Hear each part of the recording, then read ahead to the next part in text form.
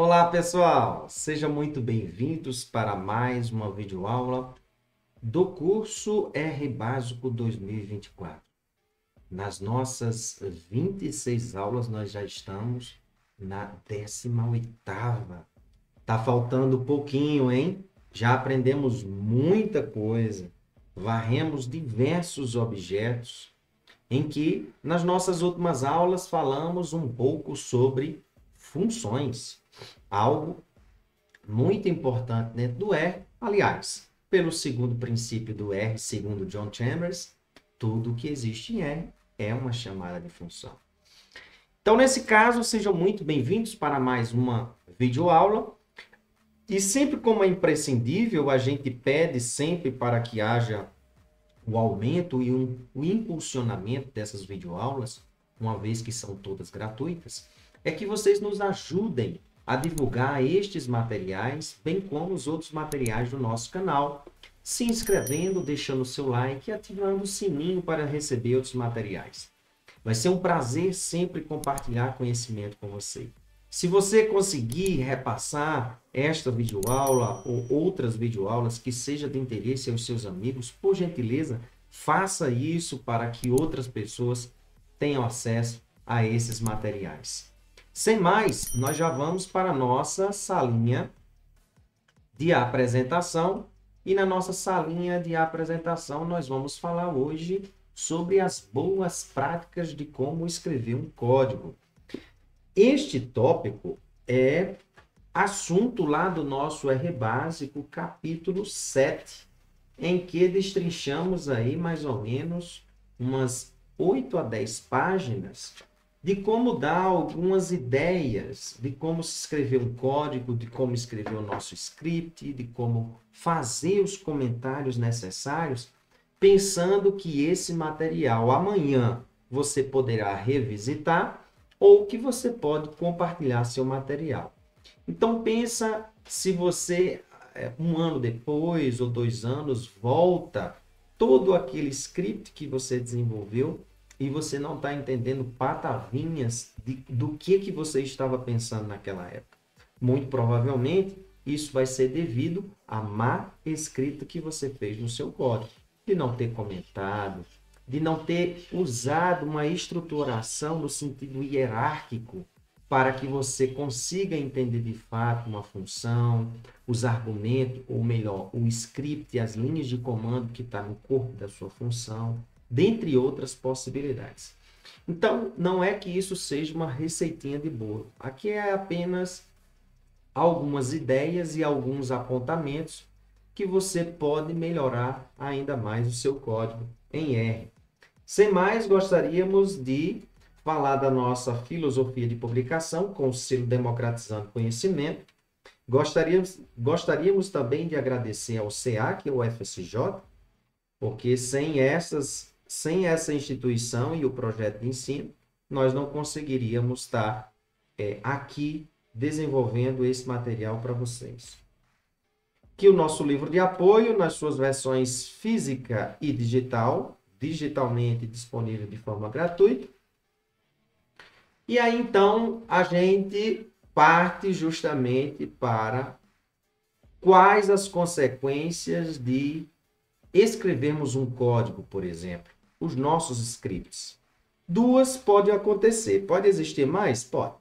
Então, a primeira seria guardar para futuras consultas ou o próprio compartilhamento. Pode ser que o compartilhamento, com a quantidade de funções que você criou, de códigos que você tenha, o compartilhamento pode ser por uma via de desenvolvimento de pacote. É assunto mais para frente, sem tanto aprofundamento, uma vez que desenvolvimento de pacotes a gente vai ter um módulo específico para lecionar para vocês, que inclusive nós temos um curso que está sendo ministrado nesse momento.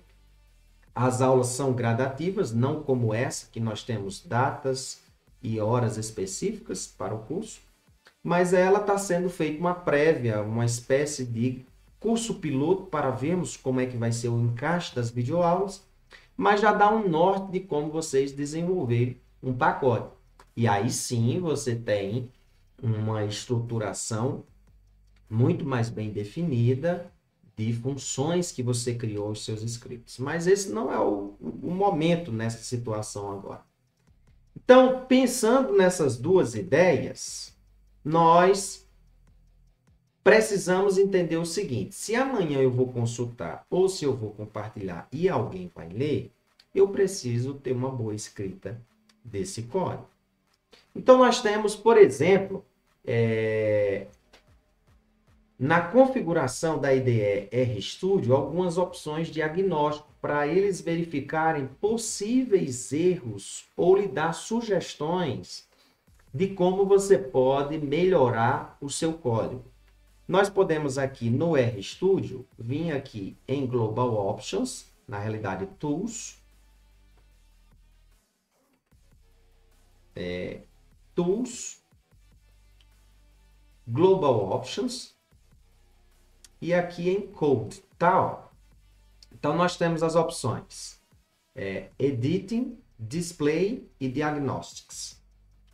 Então, nesse caso em Editing, o que é que a gente sugere? Em que vocês ativem o checkbox de todas essas opções, em Display também e em Diagnostics também. No caso de Diagnostics, eles vão ver possíveis erros que podem existir no seu código e antes de você executar, eles já antevêm. Então, eles já mostram uma exclamação, alguma opção, para que você tenha noção mais ou menos onde é que você está errando. Claro que não tem como ter uma bola mágica para entender completamente o que é que você está querendo desenvolver ou possíveis erros que você cometeu, mas já lhe dá bons indícios. Então, por exemplo, aqui, quando você começa a escrever, aqui nesse caso, se vocês perceberem, eu aqui uso o tab, ó, ele mostra o tabzinho de separação, para justamente nós separarmos uma atribuição. Vou atribuir um nome a um objeto. Tem gente que não põe espaçamento nenhum, já põe e coloca assim. Veja que isso não é forma elegante de escrita, tudo muito embaralhado, compacto. Isso pode causar problemas na hora da leitura, não por parte da linguagem em si, mas por parte de quem vai ler, o usuário ou a quem você está compartilhando. Tá? Então, o que eu estou querendo dizer é que, nesse sentido, no ato de você dar o espaçamento aqui, ele já mostra o pontinho ou esse tab aqui que você está usando, e aí você vai tendo um norte melhor. Mas não só isso, possíveis erros que você pode cometer, eles podem antever aqui para você as possibilidades e os caminhos com que você pode corrigir isso. Tá? Voltando aqui para a nossa apresentação, então essa é a primeira configuração básica que nós temos. Uma outra ideia do que nós temos é usar o pacote Styler. Nesse caso aqui, ele lhe dá um suporte aqui em add-ins de adição para que você possa melhorar o seu código em si, certo? Então, por exemplo, aqui eu estou usando as estruturas de controle, repeat, if, break, e veja que eu estou usando as chaves de abertura e fechamento, e aqui a gente não consegue entender o bolo com que está dessas funções no primeiro caso, ó, da condição de hierarquização. O repeat está sendo aberto, ele está fechando aonde? Se você usa a condição de hierarquização, que é esse segundo passo aqui, ó, que vai ter na sequência, aqui nesse momento, ó, você consegue entender quem é que está fechando, abrindo, quem está fechando, onde é que está sendo executado, dentro de que. Aqui nesse primeiro caso, você não consegue perceber nada disso. E aí o pacote Styler, ele lhe dá ele corrige, ele hierarquiza essas condições com que você está criando, tá? Então aqui, por exemplo, deixa eu ver se eu tenho isso aqui, né? Deixa eu voltar.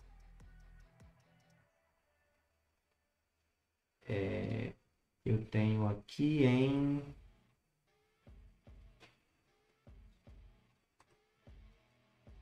Deixa eu minimizar aqui mais um pouco. Voltar aqui só na apresentação.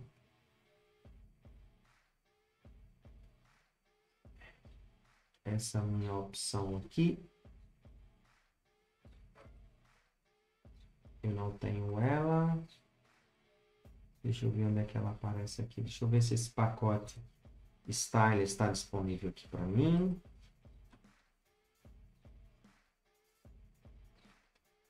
Style. Ele não tá. Então, deixa eu só instalar aqui. Style.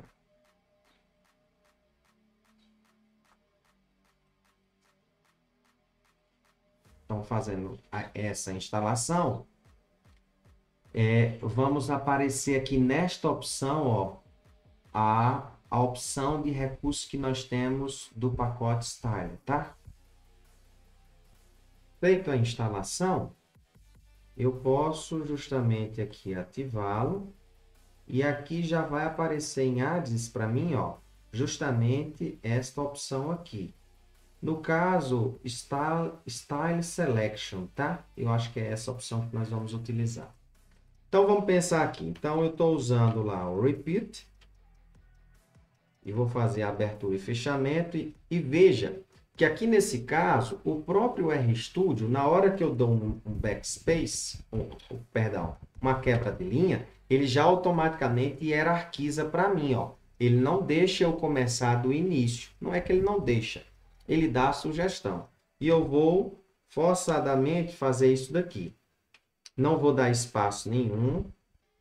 E vou botar simplesmente assim. X for maior do que 5. True. Aqui nesse caso, vou botar aqui um else. Vou botar simplesmente assim. E vou criar um for aqui. Estou fazendo coisa doida, tá? Vou botar for. Só um for aqui. Repeat com for. Tudo muito doido. Mas, enfim. Estou só querendo mostrar a ideia aqui. Mais um. Beleza. Feito isso daqui, eu tenho uma série de coisas aqui nesse caso. E vou usar o Style Selection, ó.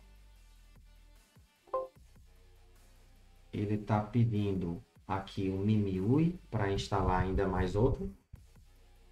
Deixa eu só ver aqui qual foi a opção deste recurso anteriormente do que nós temos. Então, aqui ele vem em add-ins, Style Active File.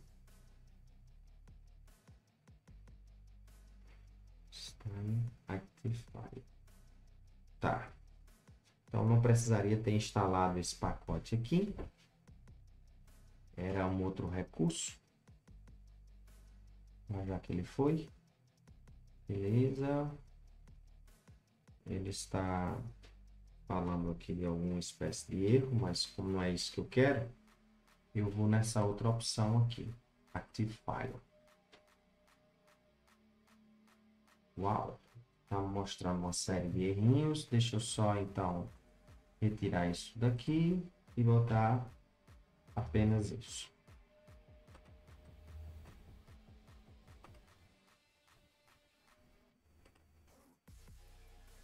Pronto. Ó, nesse caso aqui agora, ele melhorou.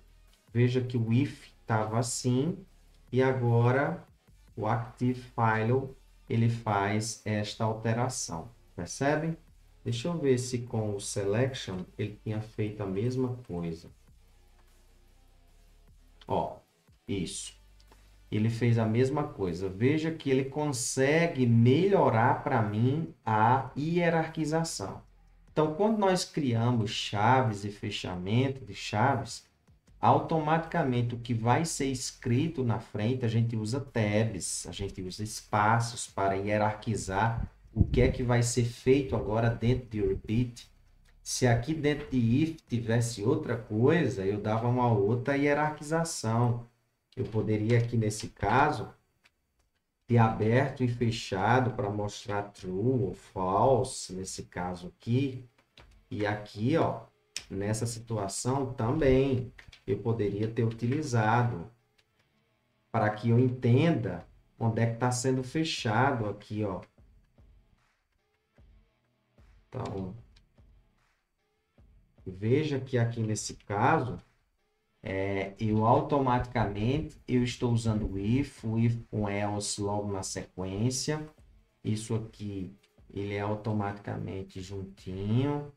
Então, veja que eu dou um tab aqui para o que eu vou escrever dentro de else, dou os espaçamentos necessários.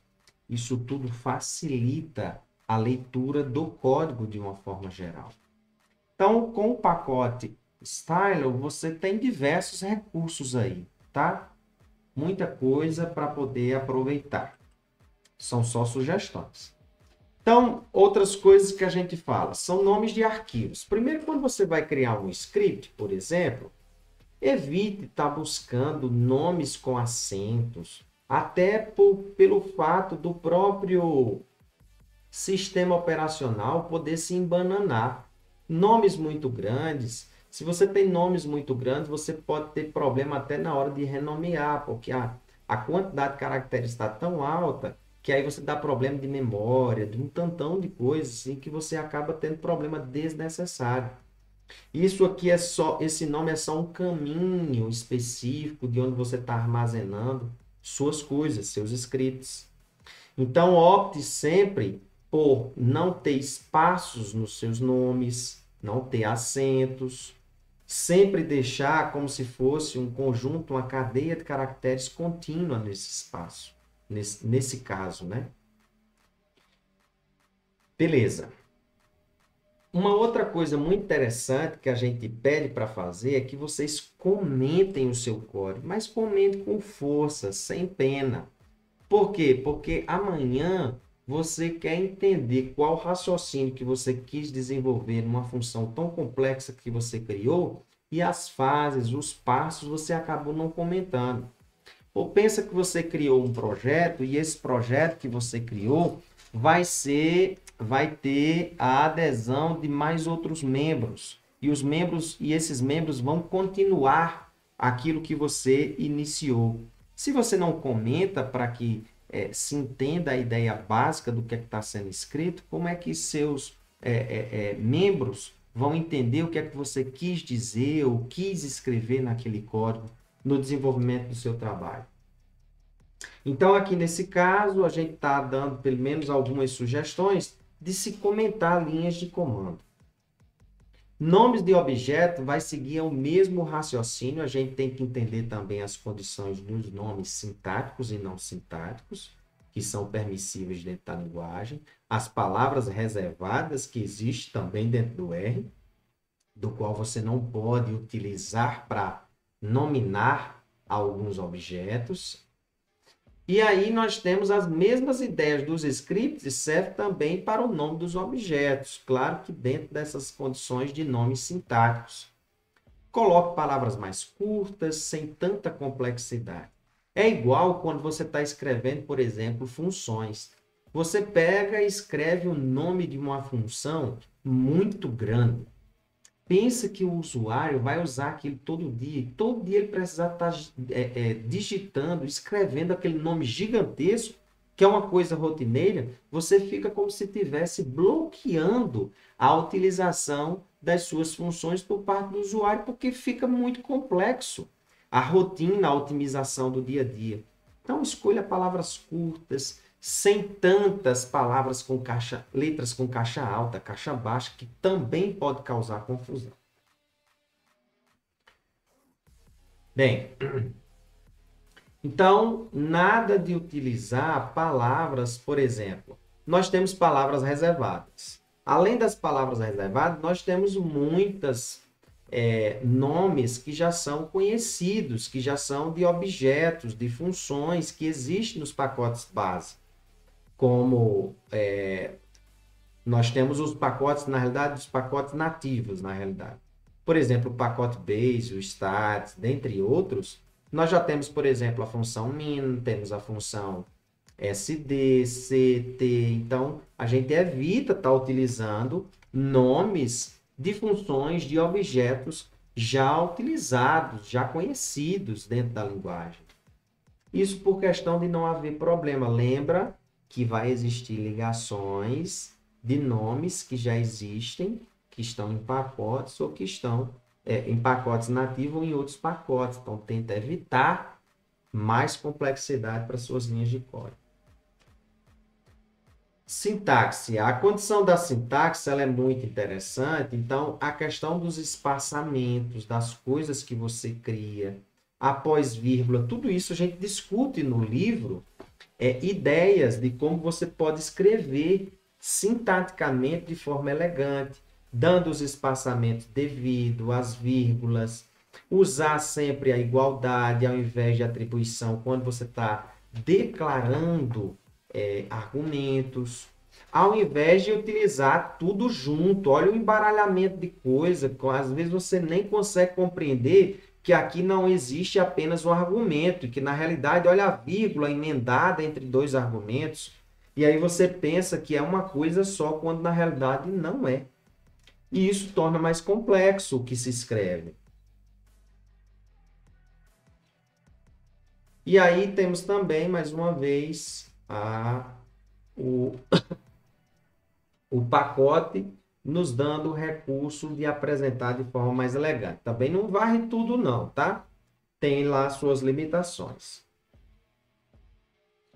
Beleza. Uma outra coisa também interessante é a questão dos alinhamentos, que a gente tem atribuições, igualdades. A igualdade sempre nos argumentos e a atribuição quando eu estou declarando, na realidade, associando nomes a objetos. A gente põe um alinhamento na condição de ter uma melhor facilidade de verificar nomes que estão associados com objetos. Aqui nós temos mais alguma coisa. Beleza. Uma outra coisa que nós temos são os parênteses e colchetes. Então, as indexações, os sistemas de indexações, a gente tem que observar esses espaçamentos. A pergunta é, David, isso não está sendo tanta coisa assim rigorosa? A questão não é rigor. A questão é você se ambientar a esse estilo, porque amanhã isso é igual quando você toca um instrumento. Se você se vicia num erro, em posicionamento de mão, de dedo, na hora de colocar uma nota, e você faz isso em termos de escrita de código, você vai se viciar e quando você já estiver bem ambientado, você não vai mudar esse estilo. Isso vai acabar sendo um problema para você. Então, nesse caso, é interessante nós ambientarmos em formas não só mais elegantes, mas bem organizadas, no sentido de que a gente tenha um código legível, fácil de entender e de compreender.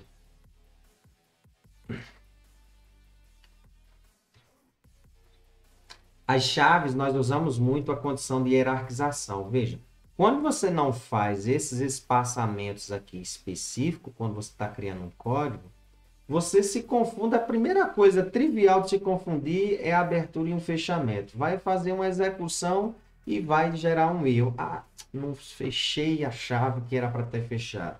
Essas condições de hierarquização, automaticamente você controla esses problemas. Uma outra coisa que você vai acabar tendo aqui o ganho é justamente, por exemplo, quando você está escrevendo uma coisa toda alinhada, você vai perceber muita coisa simples, trivial, de forma com que você escrevesse tudo no mesmo alinhamento, você não perceberia.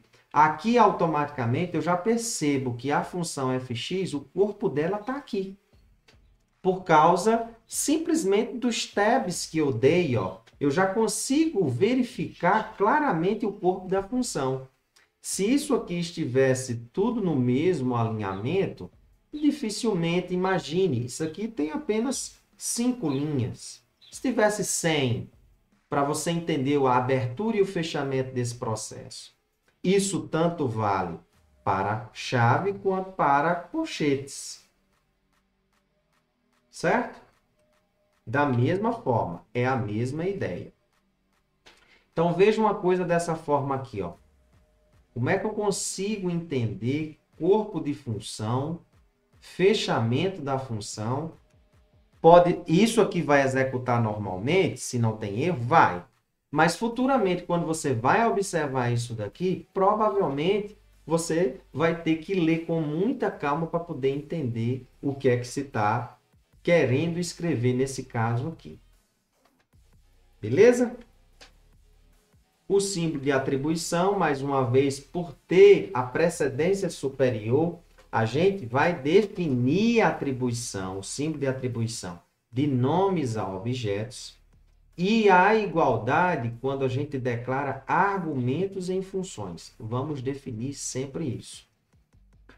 Veja que isso aqui não causa... Isso é legível? Se eu escrever dessa forma aqui ou dessa forma aqui, é legível, o R vai entender. Mas você tem que entender que em termos nós já tivemos aula sobre isso, nós temos precedência superior da atribuição com relação à igualdade.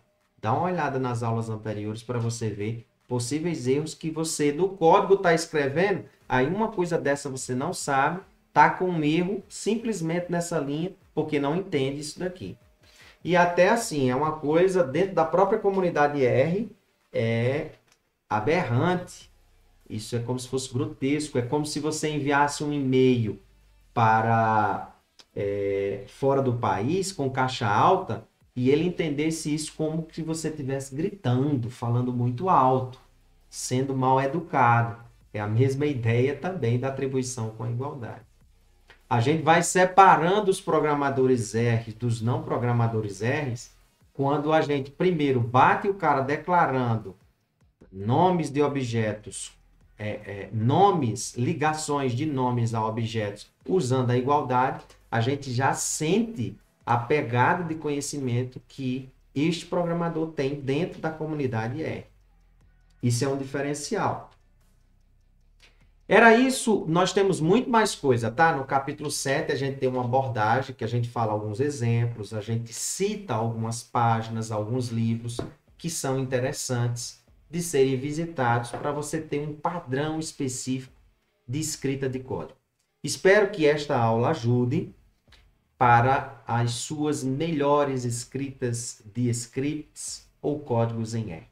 Espero que eu tenha gostado dessa videoaula, dentre as outras que nós já lecionamos. E lembrem-se que o conhecimento é uma liberdade necessária. Fui!